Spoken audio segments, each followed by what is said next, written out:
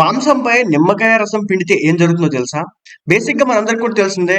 Fried chicken కావచ్చు, fry చేసినటువంటి fish కావచ్చు, వీటిపై తప్పనిసరిగా మనం నిమ్మకాయ రసాన్ని పిండుతాం.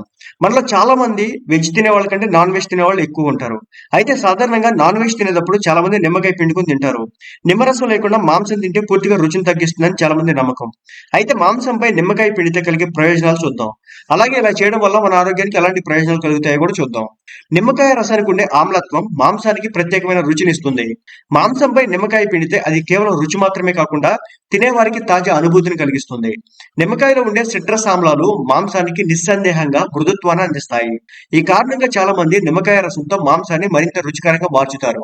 అదేవిధంగా నిమ్మకాయలో విటమిన్ సి పుష్కలంగా ఉంటుంది.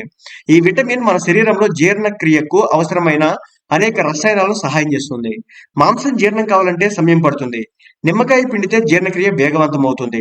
ఈ ప్రక్రియ మన శరీరానికి తేలిగ్గా మారడం వల్ల కడుపు నిండిన అనుభూతిని కూడా అందిస్తుంది. తాజా మాంసంలో కొన్నిసార్లు హానికరమైన బ్యాక్టీరియా కూడా ఉండొచ్చు. నిమ్మకాయలో యాంటీ బ్యాక్టీరియల్ గుణాలు ఉండడం కారణంగా ఆ బ్యాక్టీరియాని నాశనం చేస్తుంది. నిమ్మకాయ రసాన్ని మాంసంపై పిండితే అది మాంసాన్ని కేవలం రుచికరంగా చేయడమే కాకుండా ఆరోగ్యానికి కూడా హానికరంగా కాకుండా చేస్తుంది. అందుకే నిమ్మకాయ రసాన్ని ఉపయోగించడం చాలా ముఖ్యం. ఇక నిమ్మకాయ రసంలో విటమిన్ సి అధికంగా ఉంటుంది.